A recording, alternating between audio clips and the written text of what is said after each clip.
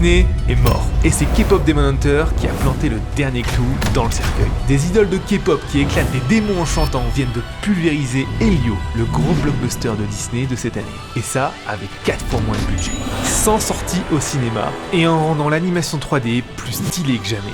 Voici comment Sony et Netflix sont en train de réécrire l'histoire et pourquoi Pixar est en train de devenir le vieux bouffon de l'animation alors que ce sont eux qui avaient lancé la locomotive à l'origine. So let me show you. Alors pour démarrer, on va commencer par comparer les budgets de ces deux films parce que c'est vraiment abusé. Sur K-Pop Demon Hunter, on est seulement à 70 millions de budget pour un film d'1h30 full animation 3D. Alors ça peut paraître beaucoup 70 millions, mais en vrai pour un film de cette ampleur c'est pas énorme. Mais c'est surtout la comparaison, c'est que Elio, lui, c'est entre 150 et 200 millions de budget. Donc quasiment du coup 3 à 4 fois plus. D'accord ? Donc c'est le premier truc du coup à remarquer, c'est qu'on a tous les deux films de 1h30, les deux full 3D, donc ça devrait avoir des budgets qui sont relativement similaires, on a des budgets complètement différents. Et on va le voir que ça a son impact parce que il y a beaucoup de raisons dans lesquelles, sur K-Pop Demon Hunter, pour moi, sur lesquelles ils ont été super intelligents et sur le pourquoi du comment ils ont pu baisser les budgets, on va y revenir. Mais d'abord, il faut qu'on parle de pourquoi K-Pop Demon Hunter, pour moi, est vraiment sorti du lot de tous les films d'animation qu'on a eu ces dernières années. Et le premier point, c'est d'un point de vue esthétique, c'est la révolution visuelle. Alors, qu'est-ce qu'ils ont de spécial, K-Pop Demon Hunter ? C'est très simple en fait. C'est les premiers à avoir pris un film et en avoir fait du coup un plan à chaque fois qui soit une capture d'écran d'un animé. Alors je te montre, on le voit beaucoup au début, tu vas le voir, voilà, ça c'est très typique d'un animé, tu vois, genre les larmes qui coulent sur les joues comme ça là en ligne, c'est typique d'un animé. Et c'est vraiment cool parce que c'est des trucs qu'on n'avait jamais vu en 3D en fait avant. Avant on voyait ça seulement sur de la 2D, sur de l'animé 2D, c'est la première fois qu'on voit ça en 3D et c'est pour moi une des raisons pour laquelle ça a tant marqué parce que c'est la première fois, ça marche très bien évidemment et ça évidemment ça marque les yeux.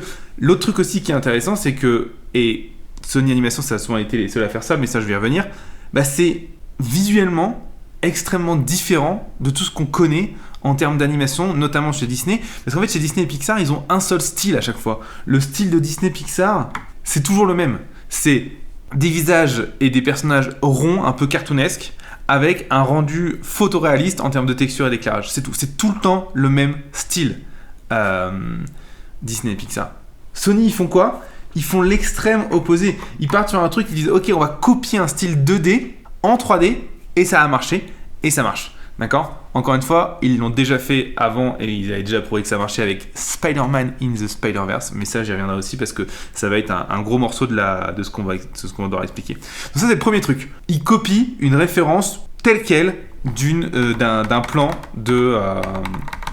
d'un plan d'animé que tu pourrais avoir dans Naruto, dans Demon Slayer, dans ce que tu veux. Voilà. Genre ça, tu vois, c'est exactement ce dont je veux parler, tu vois. On n'avait jamais ça avant en 3D. On n'avait jamais ce genre de différence de proportion et de saute entre les yeux, etc. D'ailleurs, si tu veux savoir comment c'est fait, j'ai fait un tuto sur la chaîne de 3D un peu plus technique, si tu veux voir un petit peu la technique qui est derrière. Mais ça, c'est vraiment quelque chose qui est révolutionnaire dans le genre. Surtout que c'est pas du tout le style qu'on a l'habitude et vers lequel on serait tenté d'aller quand on est avec un soft 3D, parce que le soft 3D de base il n'est pas pensé comme ça en fait. Le soft 3D il est pensé pour que tes modèles restent consistants, qu'ils soient toujours les mêmes, qu'ils se déforment, tu vois. Il n'est pas pensé pour que tes yeux ils explosent en x4 et que la bouche elle commence à prendre le 3/4 de ton visage, tu vois, c'est pas possible. Pourtant ils l'ont fait et c'est vraiment cool, et au final en fait la technique pour le faire elle est pas non plus si compliquée, il fallait juste y penser en fait. L'autre truc qui est vraiment cool, c'est que l'énorme grosse référence qu'ils ont visuelle K-Pop Demon Hunter, et c'est une référence à KDA. Alors je sais pas si tu connais KDA, mais en gros KDA c'est le groupe de K-pop qui était là pour faire la promo de League of Legends. Notamment fait par un petit duo peut-être que tu connais qui s'appelle Fortiche Productions. Et peut-être que tu connais pas Fortiche Productions, mais tu connais certainement ce qu'ils ont fait sur Netflix, comme par hasard il y a pas très longtemps, une série pas très connue qui s'appelle Arcane. Et tu vas carrément reconnaître le style aussi, et tu vois qu'en fait c'est des styles d'animation qui sont quand même très similaires. Tu vois, on voit une énorme référence de K-Pop Demon Hunter qui vient de KDA, qui est en fait aussi très proche visuellement de Arcane quand on y pense, dans beaucoup d'aspects. Donc Qu'est-ce que ça veut dire?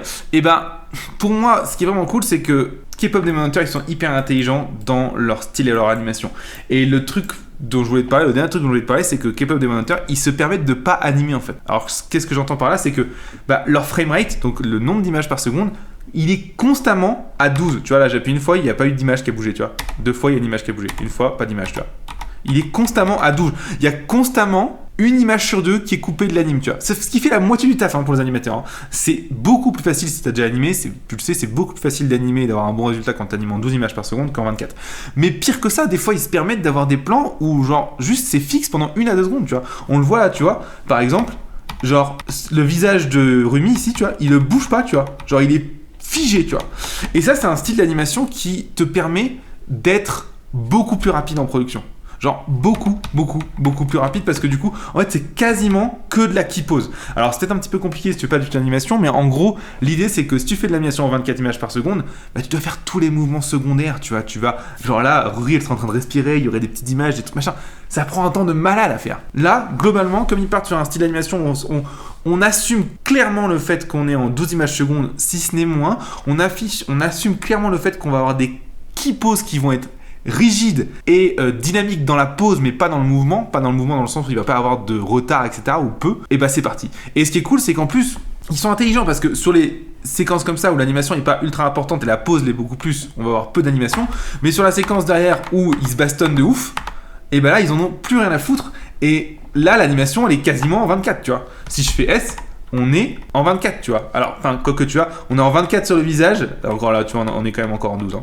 Il y a quelques séquences où on va être en 24, mais sinon... Et d'ailleurs, c'est ça, c'est ouf, hein, le fait de prendre la liberté de se dire que le framerate peut être variable dans un film. Pareil, ça, c'est vraiment un truc qui est pas du tout typique. Alors, c'est pas révolutionnaire sur celui-là. Hein. La vraie révolution est arrivée dans Spider-Man Across the Spider-Verse. Mais d'ailleurs, on va le voir, ces deux projets, Spider-Man Across the Spider-Verse et K-pop Demon Hunter, en termes d'idées derrière la production, sont très très similaires. On va y revenir. Mais d'abord, c'est vraiment ce que je veux te montrer. C'était l'idée de, du coup, on utilise l'animation ultra intelligemment et en fait, on anime ce qu'on veut animer et ce qu'on veut pas animer, on l'anime pas en fait. Juste, on s'en fout. Donc là, il y a une séquence de bâton, c'est méga bien animé. Il y a énormément de détails dans l'animation, ça bouge de ouf, etc. Mais par contre, si on a une séquence genre où ça parle, voilà, tu vois, et ben là, on s'en fout, tu vois. Là, elle parle et les deux, elles sont juste figées, tu vois. Ça, c'est vraiment hyper intelligent en termes de budget parce que dans un film d'animation, le plus long, c'est l'animation. Genre, l'animation, c'est une galère, c'est extrêmement long. Donc, pour donner une idée, tu vois, un animateur, par jour, il peut animer seulement 3 secondes, à peu près. C'est en gros les ratios que tu vas avoir. Ça peut être plus ou moins rapide en fonction de la série ou du long métrage, mais peu importe. 3 secondes par animateur, tu te rends bien compte que du coup, sur une production comme ça, il en faut des animateurs pour sortir à 1h30. Le fait d'avoir eu cette astuce-là, je suis quasiment persuadé que ça a dû leur faire gagner énormément de temps parce que les animateurs ils ont pu se concentrer non plus sur les interpolations, les retards, etc., mais quasiment exclusivement sur les key poses et ils ont pu se concentrer sur les séquences d'anime qui étaient vraiment importantes, genre les combats, etc. Et ils ont pu styliser, bloquer les séquences d'anime qui étaient moins importantes, genre les paroles, etc. Tu vois. Et c'est vraiment, je pense, une bonne idée en fait quand tu veux faire un film d'animation, surtout qu'on s'en bat les couilles en fait. Ça change rien à l'histoire, mais bon ça, j'y reviendrai. Donc, et en plus, surtout que ça va très bien avec le style. Alors pourquoi ça va avec le style et pourquoi justement Sony Animation, ils peuvent se permettre de faire ça, alors qu'un studio comme Disney, ils pourraient pas se permettre de commencer à claquer de l'animation en 12 images secondes sur leur style. Le premier truc, c'est que ça se voit dans les différents projets de Sony Animation, et c'est notamment le cas avec Spider-Man Across the Spider-Verse, c'est qu'en fait, ils acceptent plus, ils assument de ouf de prendre le parti pris d'un style qui à la base n'est pas animé. J'explique ce que ça veut dire. Spider-Man Across the Spider-Verse, c'est en gros, on veut faire ressentir aux gens qu'ils sont en train de regarder une BD animée. On se rend bien compte quand tu regardes Spider-Man Across the Spider-Verse que c'est vraiment de la BD mis en mouvement. Et l'avantage de ça, quand tu mets de la BD en mouvement, comme à la base c'est un art qui est statique, bah, tout le style va en fait aller dans le type de rendu, le fait d'avoir ce grain de BD, etc. Et le fait de ne pas être complètement animé, le fait de ne pas être en 24 images secondes. Parce qu'il y a cette idée de garder, d'assumer le fait qu'on est sur un style à la base qui est fixe, qui n'est pas animable. Et on va plutôt avoir des snapshots de pause, comme on aurait dans des blocs de BD, plutôt qu'une vraie animation, tu vois. Et ça marche. évidemment extrêmement bien parce que du coup, t'as vu le succès qu'a eu Spider-Man Into the Spider-Verse en termes de direction artistique, c'est extrêmement bien réussi. Et K-Pop Demon Hunter, c'est exactement la même chose, mais calé sur de l'animé japonais ou du manga japonais. Mais c'est exactement pareil, c'est pour ça qu'on voit ces espèces de proportions complètement délirantes, ces larmes de ouf, les yeux qui explosent. Des fois, il y a même plus d'yeux dans le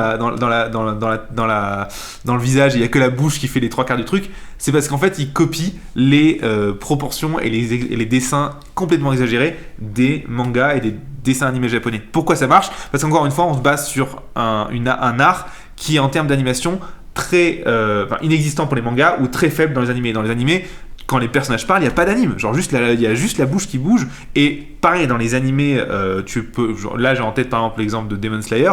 Où est-ce que l'anime, elle est travaillée ? C'est dans les combats, tu vois. Mais quand les personnages parlent entre eux, on s'en fout, tu vois. Là, c'est pareil, tu vois. Il y a vraiment cette notion de on va copier ce style. Et en copiant ce style, et comme on l'assume, et ça nous permet de pouvoir jouer sur cette animation qui va être en 12 images secondes, parfois même en 6 images secondes, parce qu'on assume le style qu'on prend. Et c'est un style que aussi l'audience connaît en fait, genre tout le monde a déjà vu un animé, tu vois, ou en grande partie, donc ça choque pas, tu vois. Si maintenant t'avais Disney qui prenait le style de Toy Story ou de leur dernier film, je sais pas, Frozen ou peu importe, donc La Reine des Neiges en français, et qui commençait à claquer du 12 images secondes, ce serait étonnant, parce que c'est pas leur style. Le style de Disney, ça a toujours été de faire des choses, tu vois, même Blanche-Neige en putain de 1930 était en 24 images secondes alors que c'était du dessin à la main, alors que tout le reste était en 6-12 images secondes à l'époque, tu vois. Donc Disney avait toujours poussé cette fluidité au maximum, c'était toujours dans leur patte, tu vois, le fait d'avoir des images ultra fluides, ultra douces, pas justement de mouvements et d'animation extrêmement secs comme on pourrait avoir dans K-Pop Demon Hunter, c'est leur patte, tu vois. Le prix à payer pour ça, du coup, c'est que c'est super long et c'est super coûteux à faire parce que du coup, ça fait littéralement 2 à 3 fois plus d'images à produire, à animer, à poser, etc., par les animateurs. Parce que même si l'animation de Disney est ultra fluide, j'avais déjà vu dans plusieurs making-of et dans plusieurs retours d'expérience des animateurs dans la production, il y a quand même genre une qui pose toutes les 2 images, hein, facile. Hein. Donc c'est énormément de boulot pour sortir des choses qui soient aussi fluides et aussi propres pour Disney. Et bizarrement, c'est en plus ce qui va causer leur perte parce que du coup ils se sont pris dans le même style tout le temps et c'est devenu un petit peu ennuyant. Donc c'est quand même ouf quand on y pense du coup. Mais ce qui explique du coup le fait d'avoir cette animation et cette stylisation qui est extrêmement intelligente de K-Pop Demon Hunter qui leur permet de faire une production qui est ultra propre pour le quart du budget que celle de Disney. Ce qui est quand même du coup quand on y pense un très bon coup. Un très très bon coup. Alors, je vais reprendre un petit peu le studio parce que on pourrait avoir l'impression que c'est un petit peu genre exceptionnel, genre que Sony là sort un peu de nulle part et qu'il explose tout, alors qu'en fait pas du tout. Sony, ça a toujours été un studio d'anime qui sortait des choses différentes par rapport à tous les autres studios. Genre depuis le début de sa création, notamment le premier truc qu'il a sorti qui était vraiment différent du reste, c'était Tempête de boulettes géantes. Donc c'est sorti je crois en 2012 et ça sort juste avant Hotel Transylvania qui est aussi du coup de Sony. Et en fait la différence avec Sony par rapport aux autres studios, c'est que c'est les premiers à oser déformer leurs personnages genre de ouf, à leur faire des trucs complètement aberrants. Alors quand tu regardes tous les films de l'époque qui sortent, donc les studios concurrents à l'époque, c'est Disney, Pixar, bon, qui sont déjà fusionnés, DreamWorks et le petit dernier qui est mort aujourd'hui, qui s'appelle Blue Sky qui a fait notamment L'Âge de glace. Et tous ces studios-là, les personnages se déforment très peu. Là, tu regardes Shrek. Genre Shrek il se déforme pas beaucoup, tu vois, dans Shrek justement. La Reine des Neiges, les personnages se déforment pas beaucoup. Bref, on a encore une fois des proportions qui sont cartoon pour les personnages, mais les proportions restent les mêmes tout au long du film. Tu regardes Hôtel Transylvanie ou Tempête de boulettes géantes, putain mais les personnages, leurs bras ils peuvent faire 15 mètres de long, c'est des élastiques les trucs. Bref, c'est une animation qui est beaucoup beaucoup plus expressive. Et ça c'est depuis le début du studio. Mais par contre, ils ont gardé toujours ce style de animé en 24 images par seconde et ce style de rendu réaliste un petit peu comme Disney, d'ailleurs toujours un petit peu moins que Disney, c'est toujours un peu moins réaliste mais peu importe, on reste sur un truc classique quoi. Et où est-ce qu'ils vont vraiment éclater les codes et vraiment passer outre le style 3D qu'on connaît, c'est avec du coup Spider-Man Across the Spider-Verse, c'est vraiment pour moi la bascule qu'il y a, surtout que le film fait un énorme carton quand ça sort. Et là on voit que Sony, il y a une prise de risque totale que les autres studios d'animation à cette époque n'osent pas prendre en fait. Et ça paye de ouf. Alors il y a eu quelques échecs entre deux, il y a eu quelques films donc c'était un petit peu pété, mais c'est pas grave. Mais alors Spider-Man Across the Spider-Verse, ça pète de ouf. Mais ce qui est ouf, c'est que derrière ils font 2 autres films qui vont être sur les mêmes styles et qui vont péter de ouf et qui vont en plus prendre cette stratégie de ne plus sortir au cinéma mais directement sur Netflix. Alors il faut savoir que l'idée de sortir sur Netflix, pareil, hein, c'est vraiment pas quelque chose qui est bête parce que Netflix du coup achète certainement les droits en avance et du coup ça leur permet d'avoir des fonds d'avance pour avancer sur le film, alors que quand tu sors ton projet au cinéma, t'as beaucoup moins ça. Alors évidemment, tu peux quand même te faire financer, etc. Mais il y a vraiment cette notion de ok, on s'en bat les couilles. Nos films ne sont plus pour le grand écran et c'est pas grave. On va s'adapter à l'industrie actuelle et on va faire des œuvres sur des plateformes de streaming. Et notamment du coup, ce qu'ils ont fait, qui est vraiment excellent. D'ailleurs, si tu l'as pas vu, je te le conseille, c'est Mitchell contre les machines. Pareil, avec un style graphique très particulier entre au final K-pop Demon Hunter et Spider-Man Across the Spider-Verse. Je crois que Mitchell contre les machines, ils ont quand même fait le choix de rester en full 24 images par seconde, ce qui n'était pas le cas de Spider-Man et de K-pop. Et après derrière, du coup, évidemment, ils sortent K-pop et succès sur succès, quoi. Spider-Man, ça fait un carnage. Mitchell contre les machines, c'est vraiment un super succès, notamment pour la plateforme de streaming. Et K-pop Demon Hunter, c'est devenu en quelques mois, en un mois, un phénomène dont tout le monde parle. Quel ouf, quel truc de ouf. Et là, du coup, je vais faire une conclusion qui va peut-être te paraître un peu bizarre, c'est que malgré tout ce que je viens de dire, pour moi, le succès de K-pop Demon Hunter, eh ben, c'est pas la 3D.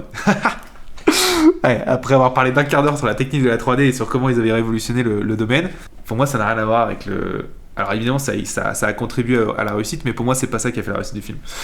Pour moi, il y a un élément principal qui a fait la réussite du film, où est-ce que aujourd'hui tous les autres studios d'animation se plantent comme des vieilles fiottes, c'est l'histoire. Et il faut bien se rendre compte que la 3D et tout le reste, tout ce dont on parle sur cette chaîne et tout ce dont on vient, on va dire, discuter techniquement, ne sont que des outils, des moyens pour juste à la fin raconter une histoire. C'est tout le temps ça en fait. Hein. Peu importe ce que tu utilises, à la fin c'est un moyen pour raconter une histoire. Et à la fin, ça se pose la question genre quelle histoire tu veux raconter, tu vois. Et je pense que K-pop Demon Hunter, mais pareil, genre Spider-Man Across the Spider-Verse ou Mitchell contre les machines, c'est la même règle derrière. Et je pense d'ailleurs c'est pour ça que ces films-là ont explosé, parce que les autres films de Sony, genre Hôtel Transylvanie, etc., les histoires elles sont beaucoup moins bien. C'est juste l'histoire qui raconte résonne avec les gens. Point barre. C'est pas plus compliqué que ça. Alors pourquoi elle résonne avec les gens ? Ben là je peux te donner l'exemple avec Demon Hunter par exemple, tu vois. C'est une histoire simple avec un schéma et une structure qui est extrêmement connue. tu vois mon chat qui passe devant, c'est excellent. Extrêmement connue, mais exécutée à la perfection. Alors que les histoires qui sont racontées aujourd'hui par Disney sont des histoires éclatées qui ont souvent une structure bancale, mais le pire de ça, c'est que souvent les histoires de Disney aujourd'hui sont juste des véhicules à propagande pour balancer une idéologie à leurs spectateurs et les faire culpabiliser plutôt que de vouloir les divertir. Ce qui est à l'opposé des histoires qu'on avait quand on avait genre le monde de Nemo, tu vois, qui étaient des histoires incroyables. Et bah, K-pop Demon Hunter, c'est ça en fait. C'est une histoire qui est là pour divertir et en plus exécuter parfaitement. Alors qu'est-ce que j'entends par expliquer parfaitement ? Bah, je peux te donner l'exemple en particulier du film. C'est donc dans une histoire, souvent tu vas avoir une situation initiale qui est souvent la présentation des personnages. Tu vas ensuite avoir un élément perturbateur qui va venir simplement, c'est un élément qui arrive dans l'histoire et qui vient perturber cette situation initiale. Et en gros, tout le film derrière, c'est la résolution de cet élément perturbateur. D'accord ? Donc là, par exemple, dans K-pop Demon Hunter, c'est l'arrivée du boys band qui devient l'élément perturbateur. Et alors, il y en a deux. Hein. Il y a un autre élément perturbateur dans K-pop Demon Hunter, mais je vais pas le dire sinon je vais spoiler, va plutôt voir le film. L'autre truc, du coup, qui est vraiment intéressant, c'est qu'après, du coup, tu auras les péripéties du film qui vont être que des solutions, problèmes, qui viennent en fait à la fin, logiquement, à la fin des péripéties, ça doit résoudre l'élément perturbateur. Et en gros, tu dois être au point de résoudre l'élément perturbateur, tu penses que c'est bon, tu penses que c'est gagné, et là, en fait, il y a une face cachée qui arrive, qui fait qu'en fait, t'as raté un truc, le héros a raté un truc, et le héros tombe plus bas que terre. Il est vraiment largement en dessous de la situation initiale, il doit être le plus bas possible. Il doit vraiment être dans la merde au possible. Et c'est souvent, je trouve, la plupart du temps, notamment dans les films d'animation, parce qu'ils ont peur d'aller trop loin, parce que ce sont des films pour enfants, où est-ce que le bas blesse, parce qu'ils ont du mal justement à aller assez bas pour que ça touche les gens émotionnellement. C'est pas le cas dans K-pop Demon Hunter. Le tout est perdu, donc on appelle ça le tout est perdu. Le tout est perdu dans K-pop Demon Hunter, c'est certainement un des tout est perdu les mieux gérés que j'ai vu genre dans les 10 dernières années sur les films d'animation que j'ai vus. C'est très très bien pensé. En plus de ça, c'est extrêmement bien mis en scène. Si tu vas voir le film, tu verras, tu vas te rendre compte à quel point c'est bien mis en scène, à quel point ils ont réussi à rendre un personnage qui est extrêmement esthétique dans les standards de beauté actuels, hideux à ce moment-là, très très très réussi, alors que pourtant les proportions changent pas beaucoup, c'est très bien pensé, c'est très bien mis en scène, et à quel point le personnage perd tout, vraiment tout, en 2 minutes. Et c'est très bien pensé, c'est bien foutu, et il y a beaucoup d'autres films d'animation qui n'arrivent pas à aller jusque là, tu vois. Et encore une fois, genre, Disney, il y a 15 ans, ça allait faire ça à la perfection. Genre, le Tout est perdu de Toy Story, il est ouf. Dans les 3 d'ailleurs. Le Tout est perdu du Monde des Nemo, il est ouf. Genre, mais aujourd'hui, genre, je te demande d'avoir le Tout est perdu de Helio. Je te demande d'avoir le Tout est perdu de, je ne sais pas moi, de Soul, qui est sorti. Puis, donc voilà. Ça, pour moi, c'est le vrai cœur du succès de K-pop Demon Hunter, c'est qu'en fait, l'histoire, elle est ouf. L'autre truc aussi qui est bien avec l'histoire de K-pop Demon Hunter, en fait, c'est que c'est une histoire simple qui est ancrée dans des fondamentaux et des bases mythiques qui sont là depuis des années et des années, ce qui n'était plus le cas de Disney encore aujourd'hui. K-pop Demon Hunter, les bases mythiques, c'est simple, il y a le bien, il y a le mal, le bien doit triompher du mal, et voilà quoi, c'est pas plus compliqué que ça, c'est vraiment la badge religieuse que tu peux avoir partout, enfin je veux dire c'est même pas caché, tu vois, c'est vraiment des stars qui ont un pouvoir magique, c'est limite s'il manque pas envoyés de Dieu qui doivent combattre des démons, tu vois, enfin je veux dire c'est vraiment, tu peux pas faire plus spirituel et religieux que ça, mais ça marche parce que tout le monde connaît ces histoires là en fait, et du coup pour moi la vraie réussite, le vrai succès vient de là. Le succès bonus, c'est les musiques. Parce qu'en fait, où est-ce qu'ils ont été très bons? C'est que les musiques sont extrêmement catchy. Et même moi, tu vois, j'ai découvert le film avec les musiques. J'ai pas vu le film tout de suite. Genre, j'ai vu les musiques, je fais bah, c'est quoi ce truc bizarre? Et j'ai compris que c'était un film et j'ai été le voir, tu vois. C'est super intelligent du coup, parce qu'évidemment, les musiques, tu les regardes avec chaque fois, tu les regardes, machin. Et ça a notamment été la stratégie avec KDA et de League of Legends. D'ailleurs, pour te donner une idée, moi, ce qui m'a. Je fais waouh! C'est KDA aujourd'hui, genre là je suis sur mort, tu vois, c'est 232 millions de vues. Leur première, je crois, elle a 600 millions de vues. Ce qui est quand même, du coup, même KDA, tu vois, c'est quand même 10 fois le nombre de vues que tu vas avoir sur les vidéos de musique de K-pop Demon Hunter, où on est plutôt à genre 80 millions. Après 80 millions en un mois, c'est quand même une belle perf. Hein. Bref, donc c'est vraiment quelque chose qui est. Qui a été mettre un boost à déjà un réacteur en fait. Donc ça, c'est vraiment ouf. Et en fait, quand on y pense et quand on réfléchit un petit peu à ce qui est en train de se passer, en fait, on se rend compte que là, Netflix, depuis les 5 dernières années, est en train vraiment de déterminer à lui seul, genre c'est la seule plateforme qui fait ça, le futur de l'animation 3D. Tu regardes tous les trucs révolutionnaires en animation 3D qui sont sortis les 5 dernières années, même les 7, à part Spider-Man qui est sorti au cinéma, sont sortis sur Netflix. Arcane, de Fortis Productions, qui est, au final découle de KDA, comme quoi tout est lié. Donc Arcane, qui était vraiment un style très particulier et qui était vraiment de l'animation pour adultes, c'est sorti sur Netflix.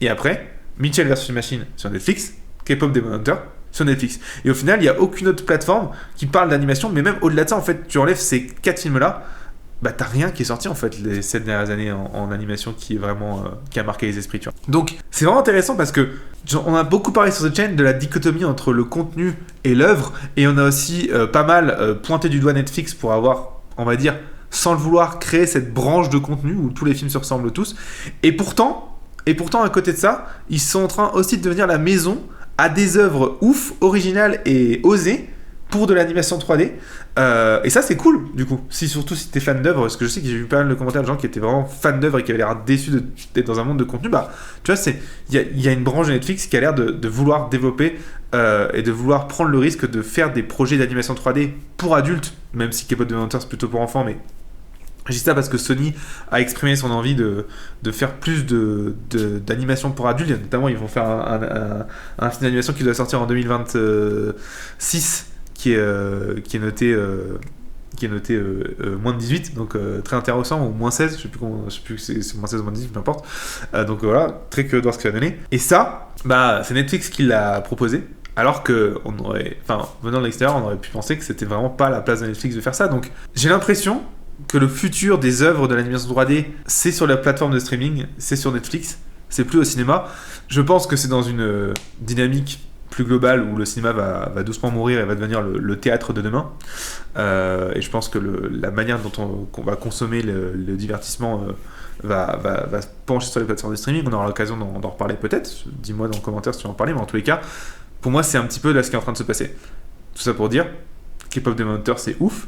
Visuellement, en termes de technique et en 3D, c'est super bien réussi, c'est super bien. C'est un film moi, que j'ai adoré, alors que le concept de base, genre ne me parlait pas, mais alors pas du tout. Donc chapeau bas pour cette œuvre. Ça fait plaisir, parce qu'encore une fois, moi je pense que c'est le meilleur film d'animation que j'ai vu dans les 5 à 6 dernières années. Je l'ai préféré à Spider-Man. Je crois que Mitchell contre les machines, j'avais vraiment kiffé ma race aussi, donc je dirais qu'on est égal, c'est un petit peu de temps que je l'ai vu. Donc voilà, vraiment, c'est Ça me remplit d'espoir de voir des projets comme ça qui sont pas si chers, qui passent sur les plateformes de streaming, qui sont menés à bout et qui se permettent de prendre un max de risques, que ce soit visuel ou... Ah, du coup, l'histoire, elle est pas très risquée pour le coup, parce qu'elle elle est plutôt classique, mais voilà. Et revenir à la base du storytelling que je trouve qu'on avait perdu dans beaucoup de films et beaucoup de contenu aujourd'hui. J'espère que ça t'a plu. Si tu veux creuser plus avec moi dans les techniques de la 3D, sur comment, par exemple, Demon Hunter, K-pop Demon Hunter a été fait, je te conseille simplement de cliquer dans le lien qui est dans la description. C'est une petite formation de 6 jours complets, gratuite, où je te montre simplement les fondamentaux de la 3D, comment tu peux créer ta première image avec un logiciel 3D sur un ordinateur, ce qui est la base. Si tu veux raconter un truc, n'importe quelle histoire sur un PC, il va falloir que tu puisses créer des images, sinon tu seras niqué. Donc ça se passe en dessous, c'est super simple, c'est 6 jours de formation gratuite pour avoir les fondamentaux et comprendre les engrenages qui vont te permettre de raconter des histoires et pourquoi pas même pour plus tard travailler sur le futur film d'animation de studio d'animation de Sony Animation Studio. Voilà, j'espère que ça t'a plu et je te dis à bientôt. J'espère que la vidéo t'a plu. Alors, si apprendre la 3D t'intéresse, j'ai quelque chose à te proposer. J'ai créé une formation de 6 jours où je t'apprends à réaliser ta première image de A à Z. C'est gratuit, c'est sans bullshit et c'est ultra concret. Pour y participer, clique maintenant sur le lien dans la description et entre ton mail pour recevoir le premier cours. Et ensuite, c'est parti. Voilà, c'est tout pour moi.